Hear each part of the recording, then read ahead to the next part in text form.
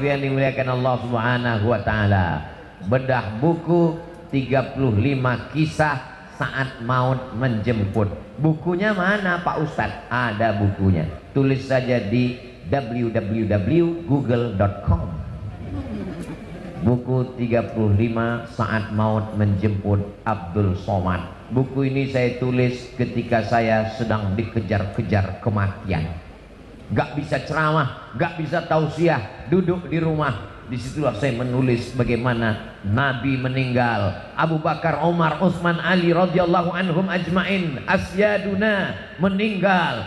Bagaimana ketika para ulama-ulama meninggal, ternyata semuanya akan meninggalkan dunia ini. Kita hanyalah setumpuk daging busuk yang akan menjadi santapan cacing tanah. Mau pejabat, mau orang kaya, mau orang ganteng, mau orang cantik, mau orang terkenal, mau alim ulama, dia hanyalah daging, tulang, kuku, bulu, darah, jantung berdetak, nafas berhembus, paru-paru menyaring nafas, buah pinggang menyaring darah, sampai masanya jantung berhenti, nafas pun stop, dan kita pun akan mati menghadap Allah Subhanahu wa ta'ala. Kalau jantung berhenti berdetak, maka darah berhenti mengalir. Kalau darah berhenti mengalir, dia berubah menjadi nanah.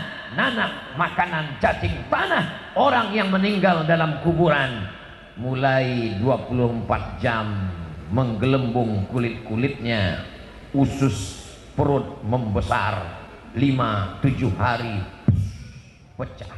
Kalau sudah usus pecah, bola mata keluar, kuku copot, daging retak-retak, lalu kemudian membusuk kulit kepala, lepas. Jangan bayangkan, nanti nggak bisa tidur malam. Saya tidak sedang membayangkan orang lain, tapi bayangkanlah diri kita. Rambut yang selalu kita perhatikan, belilah sampo anti ketombe. Tubuh yang selalu kita perhatikan, belilah pelembab anti kulit retak-retak. Pada akhirnya semua akan mati menghadap Allah. Usus meletus, mata melotot keluar biji mata, kuku copot, daging retak, pecah. Datanglah hewan yang paling tajam hidungnya. Walaupun dia tidak punya hidung, tapi hidungnya paling tajam. Penciumannya dari jarak 1 kilometer.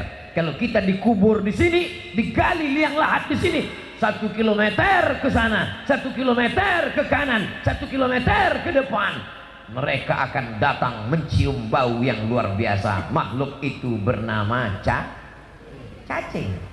Besok yang mancing hari Ahad, gali tanah, ambil cacing. Apa kata cacing? Hari ini kau tusuk aku, nanti sampai masanya kau akan mati, ku bawa gengku. Apa kata cacing ketika mencium bau?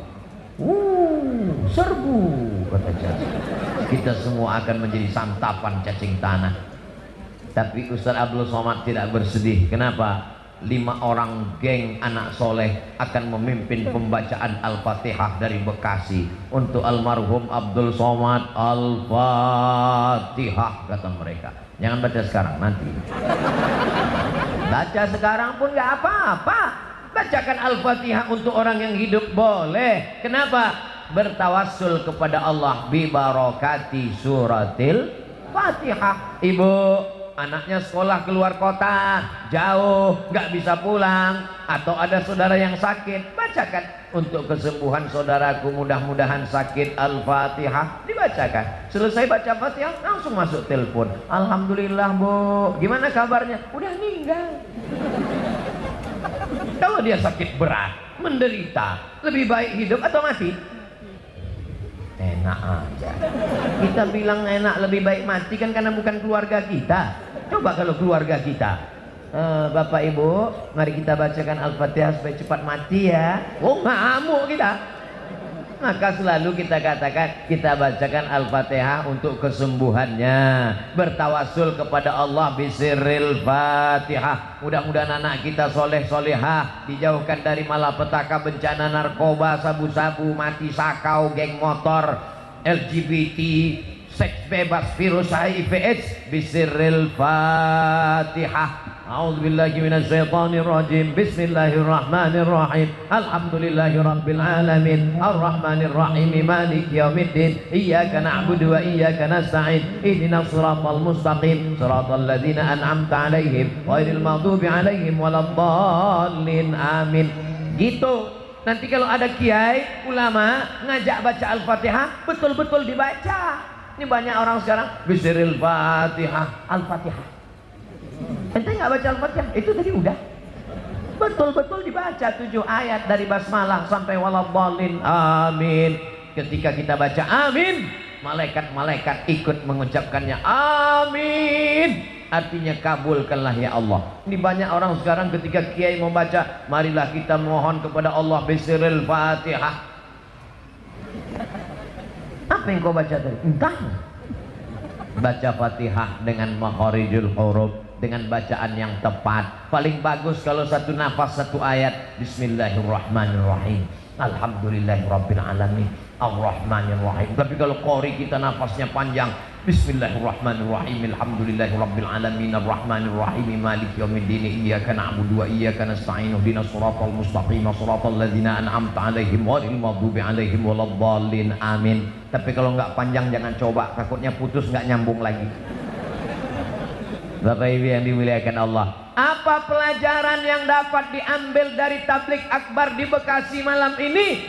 Di antaranya adalah persatuan masyarakatnya, DKM-DKM-nya 10 ngumpul, pejabat tokoh masyarakat, alim ulama, polisi, TNI, Polri datang semua. Maka hubungan baik kita ini kita pakai untuk watawasau bil haqqi watawasau bis sabr. Ada yang di depan melihat wajah Ustadz, ada yang di belakang melihat tengkuk Ustadz, ada yang di kanan, di kiri, semuanya mendapatkan pahala yang sama, mudah jalannya menuju surga Allah. Ustadz Somad ini ngomongnya enak sekali, bukan kata saya, itu hadis Nabi. Man salaka tariqan, siapa yang melewati suatu jalan, yaltamisu fihi ilman, di jalan itu dia cari ilmu, sahalallahu lahu bihi tariqan ilal jannah, dimudahkan Allah jalannya menuju surga. Yang membuat kita tidak masuk surga malam ini cuma satu saja. Apa? Belum mati. Yang mau masuk surga silakan mati duluan. Wala tamutunna illa wa antum muslimun. Jangan mati melainkan dalam keadaan asyhadu an la ilaha illallah wa asyhadu anna muhammadan rasulullah. Siap jaga persatuan, siap teruskan program silaturahim DKM, siap hadiri maulid keliling tiap bulan. Ingat, kita ngomong siap di masjid, jangan ada dusta di antara kita. Disaksikan oleh para malaikat pertemuan kita malam ini. Betul? Kalau ada yang nantang-nantang, mana malaikatnya? Mana malaikat?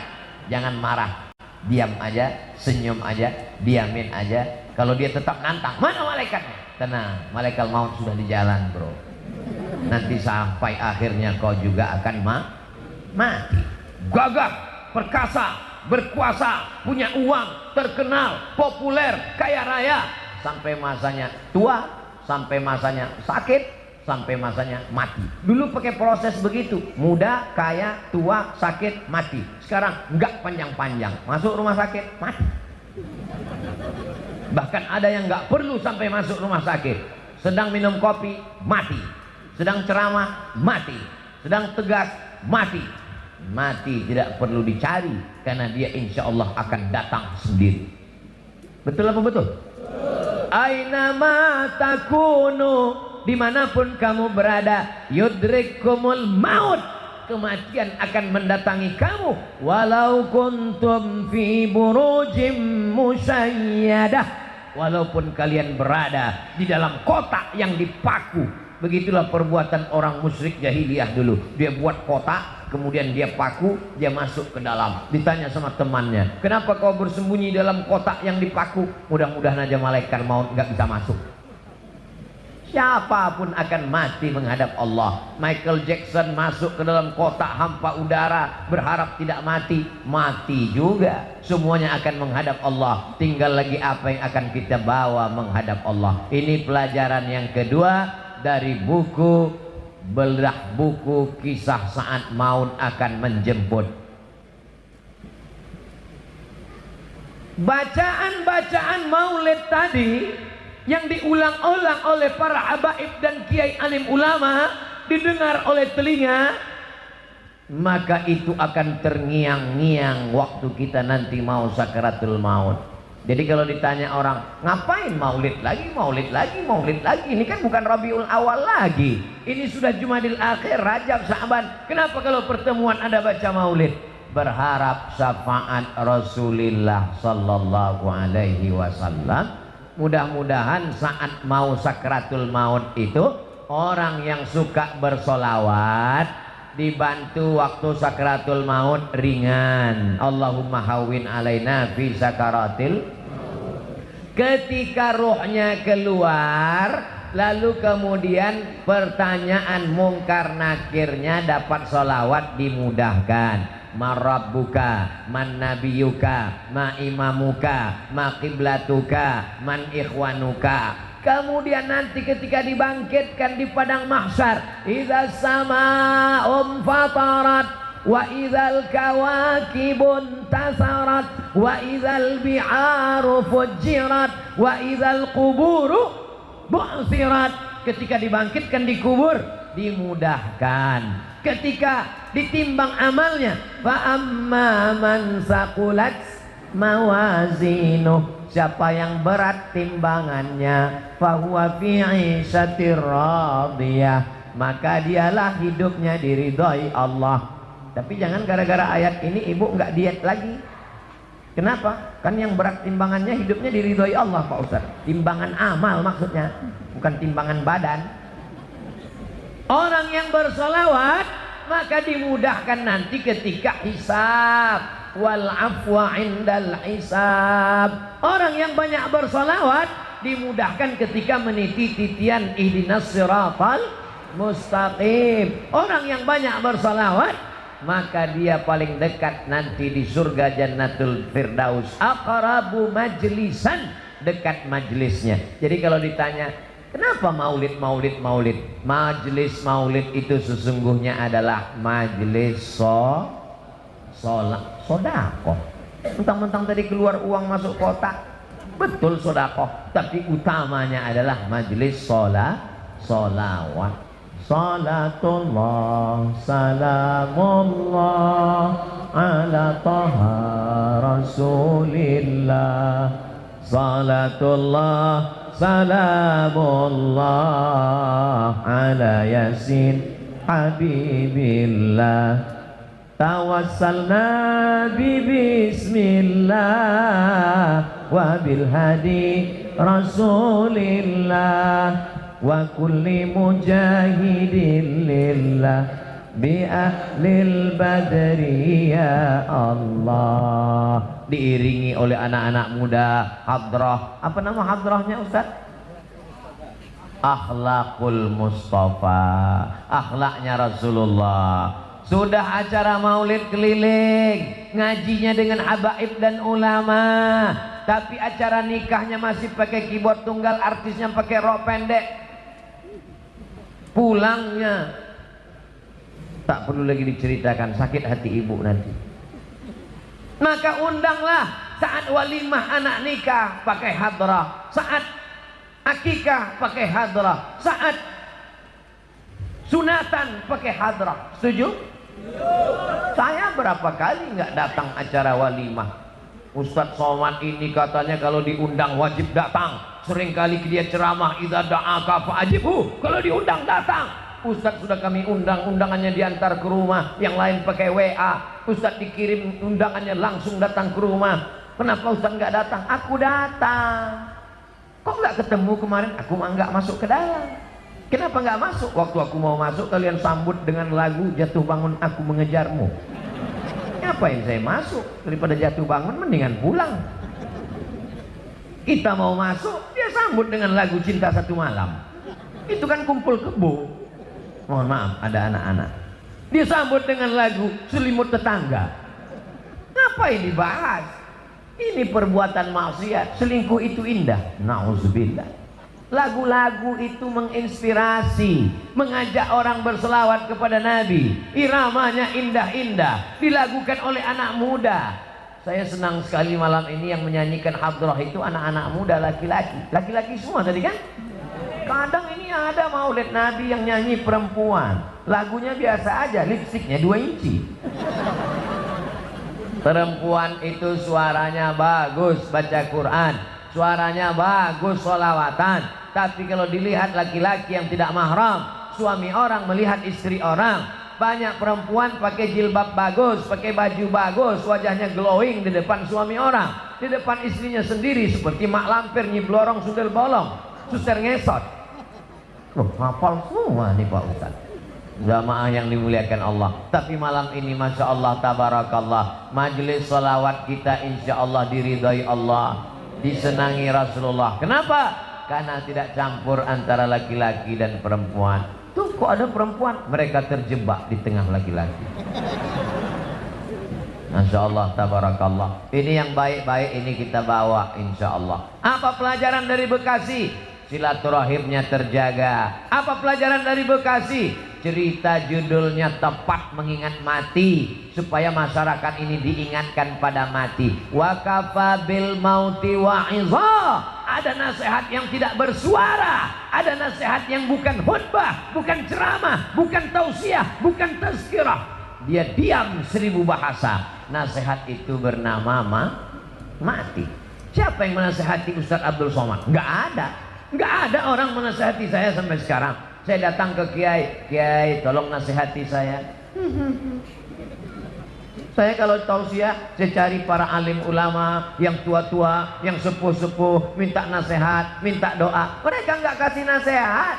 Mereka katakan, ya Ustaz sudah tahulah, sama-sama saja kita berdoa kepada Allah. Nasihat yang paling dalam, yang masuk ke dalam otak dan hati saya adalah ketika melihat orang mati terbujur kaku, yang selama ini dihormati, dibanggakan, dimuliakan, disanjung tinggi. Kalau datang disambut dengan baleho dan karpet warna merah, tapi lalu kemudian ketika mati menghadap Allah terbujur di ruang tamu, dan tidak sampai 24 jam dibawa keluar. Rumahnya rumah dia, yang membangunnya dia, yang beli tanahnya dia, yang cari arsiteknya dia, yang mengumpulkan uangnya dia. Tapi kalau sudah meninggal dunia, sejengkal pun di rumah itu tidak ada yang bersedia menampung dia. Tempatnya tetap di TPU, tempat taman pemakaman umum. Ada rumah yang dibangun, ada rumah yang dikendalikan, ada rumah yang diatur. Sekian tahun nabung untuk buat rumah. Rumahmu berapa harganya? 3M. Wow, hebat sekali 3M, 3 kali minjam. Ada rumah yang tidak pernah kita lihat, rumah yang tidak pernah kita jenguk, rumah yang tidak pernah kita pedulikan, tapi kita akan tinggal di sana. Lebih lama di rumah kita atau di taman pemakaman umum? Saya tanya sekali lagi, lebih lama tinggal di rumah yang kita bangun atau lebih lama di kuburan? Lebih lama di kuburan. Di rumah kita paling kita tempati. Ada orang menempati rumahnya sampai 100 tahun? Nggak ada. Paling kita tempati rumah kita itu paling lama 50 tahun. Itu pun kalau umur kita 75 tahun. Umur 25 bangun rumah atau mewarisi rumah bapaknya. Kita cerita bukan rumah bapak kita, bukan rumah kakek kita, rumah kita tempati cuma 50 tahun. Setelah itu kita masuk liang lahat. Yang meninggal tahun 1945 saat ditembak oleh Belanda, sampai sekarang berarti dia sudah dikubur berapa tahun? Maka sampai masanya nanti hari kiamat, ada yang di liang lahat sampai 100 tahun, ada yang sampai 1000 tahun lamanya.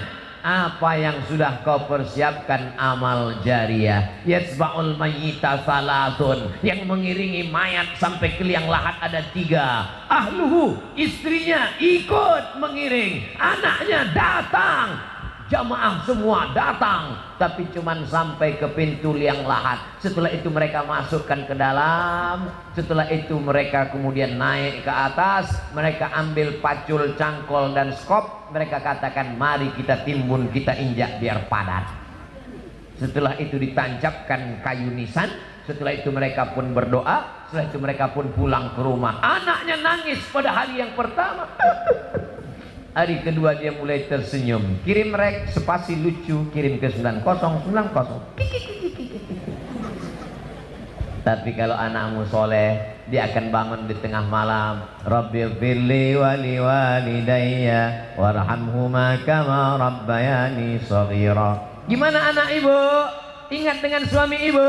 Ingat dengan ayahnya? Alhamdulillah Pak Ustaz. Malam-malam saya bangun jam 2, saya dengar di samping kamar ada baca Yasin. Yasin wal Qur'anil Hakim innaka laminal mursalin ala siratim mustaqim tanzilal azizir rahim. Lalu saya pun bangun Pak Ustadz, senangnya hati saya, anak saya baca Quran untuk ayahnya. Begitu saya buka pintu kamar, ternyata TV belum mati Pak Ustadz. Mudah-mudahan anak kita termasuk yang tetap kirim Yasin untuk kita tiap malam. Kita pesankan ke mereka supaya tahajud, berzikir, berdoa. Ya Allah, sampaikanlah pahala tahlilku. La ilaha illallah tahlil, subhanallah tasbih, tahmid, alhamdulillah, takbir, Allahu akbar, salawat. Lalu kemudian dia bawa anak istrinya baca Quran. Wa idza khatimul qur'ana, kalau dikhatamkan mereka Quran 30 juz, fahuwa hasanun, sepaling bagusnya sekhatam Al-Quran 30 juz. Kalau tidak sanggup khatam Quran, likulli syai'in qalbun, segala sesuatu punya hati. Wa qalbul Quran, hatinya Al-Quran adalah Yasin. Dan kalau tidak sanggup baca Yasin, Ummul Quran Al-Fatihah, level paling tinggi sekhatam. Tak sanggup sekhatam Yasin, tak sanggup Yasin, Ummul Quran. Itulah tadi yang Pak Bupati mengajak kita, mari kita bacakan suratul Fatihah. Fatihah pun tidak mau. Innalillahi wa inna ilaihi raji'un. Apa yang kau balaskan untuk ayahmu? Berapa kali dia tidak jadi ganti baju hari raya demi uang sekolahmu? Sekolahmu memang online, tapi bayarannya offline. Berapa kali ibumu tidak jadi hari raya buat kue demi untuk sekolahmu, demi untuk air susumu, demi untuk makan minummu. Meregang nyawa dia melahirkan. Andai kau gendong dia dari Bekasi ke kota Makkah, tawaf 7 putaran, sa'i Safa dan Marwah, wukuf di padang Arafah, melontar jumrah, belum tentu dapat menebus sekali teriakannya saat melahirkanmu. Betul ibu? Ternyata ibu tidak ada yang teriak waktu melahirkan. Kenapa? Dia pingsan di operasi. Lahir. Ustadz, walaupun operasi sesar itu sakit loh Ustadz. Ustadz kan nggak pernah merasakannya, karena rasaku bukan rasamu Ustadz. Kita tidak pernah tahu bagaimana perasaan mereka perempuan. Ketika hormonnya berlebih di awal kehamilan, dia muntah-muntah. Respon hidungnya sangat tajam. Suami yang dulu kata dia buah hati belayan jiwa, cintaku setengah napasku pergi, baunya minta ampun.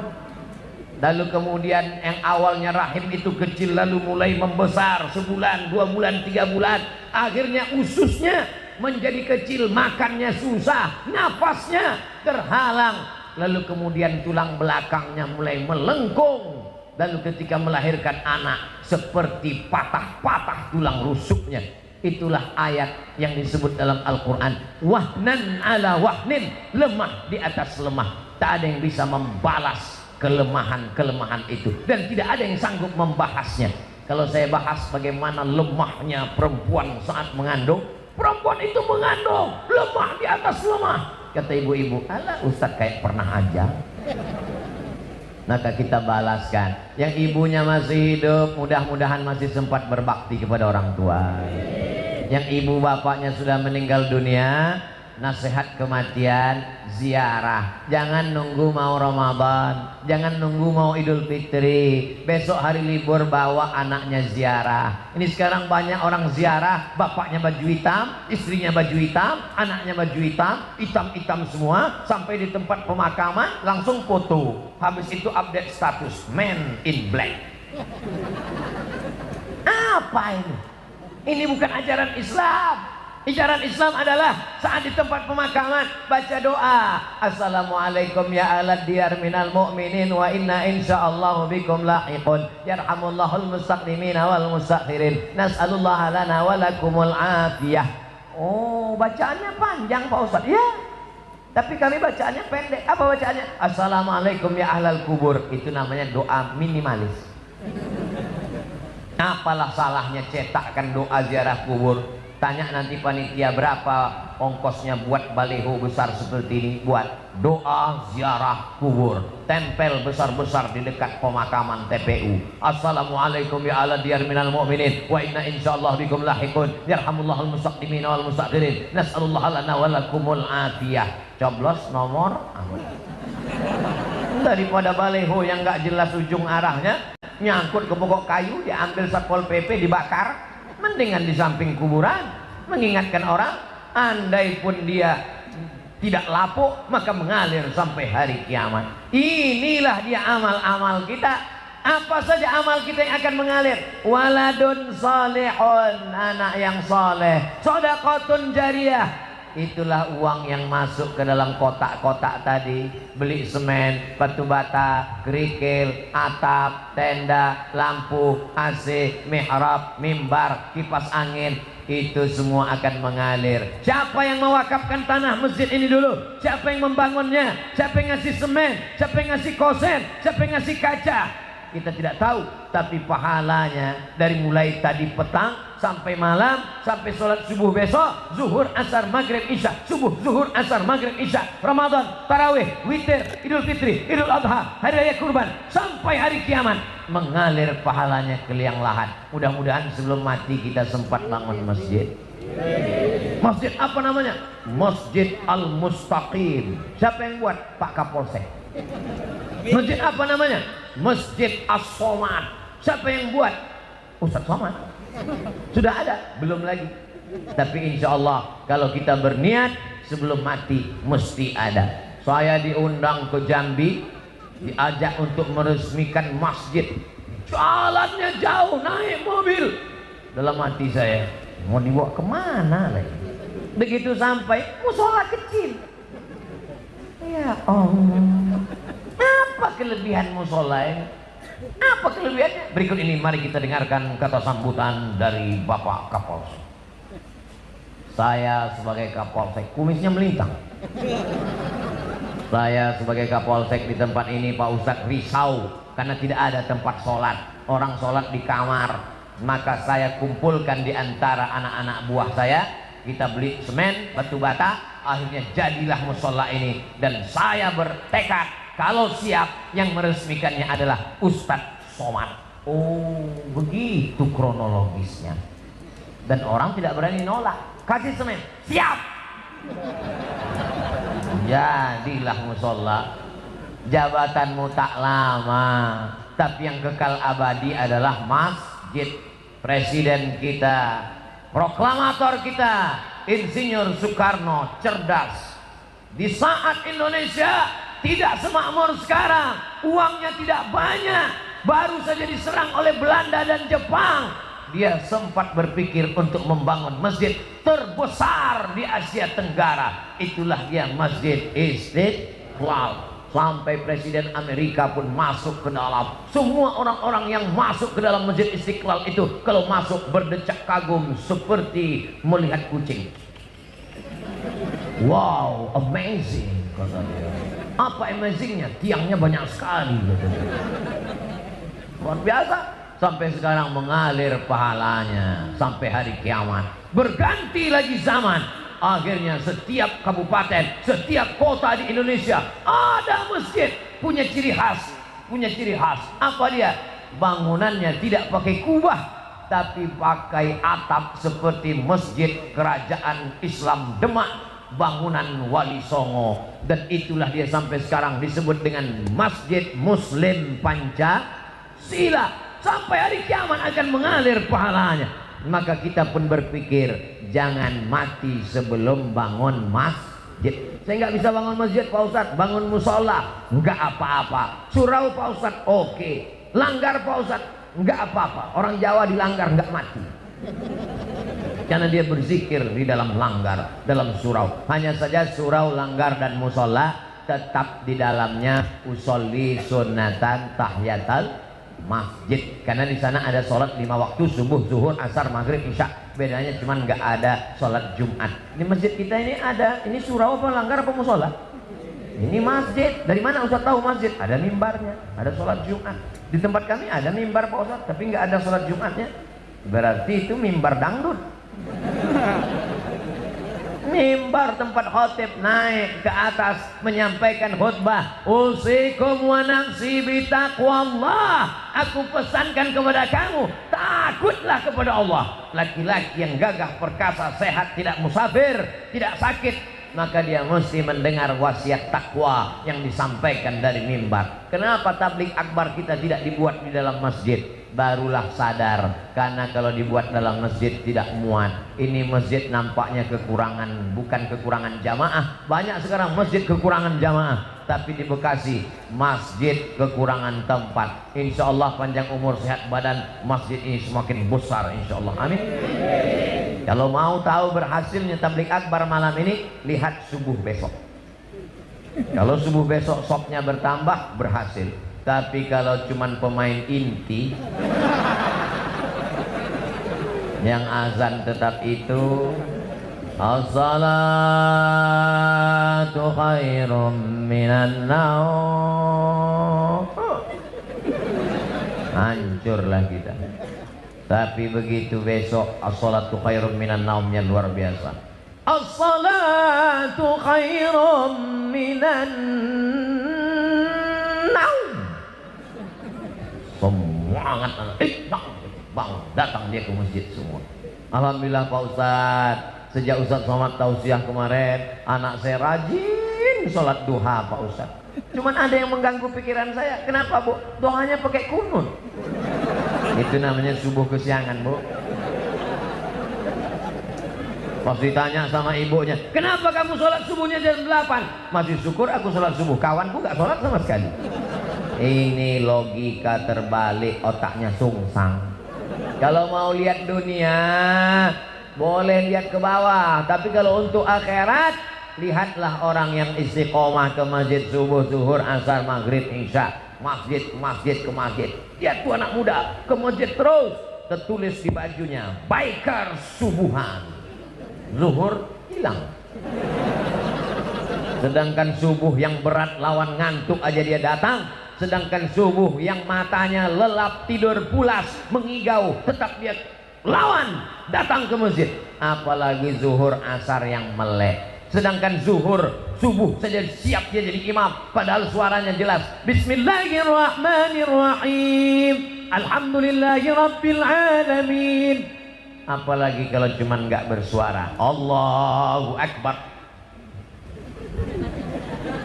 Memang berawal kalau mau jadi imam, imam zuhur dan imam asar. Anak-anak muda, nanti kalau ditanya, datang anak gadis, anak-anak cewek bilang, bang, aku siap jadi, aku ingin mencari imam, aku siap, tapi zuhur dan asar ya. Maka kalian pun mesti pintar-pintar. Kalau mau tulis update status besok, aku mau cari imam maghrib, subuh dan isya. Yang zuhur ngantri dulu. Berawal dari keterpaksaan, berubah menjadi kebutuhan, akhirnya kebiasaan. Allah bisa karena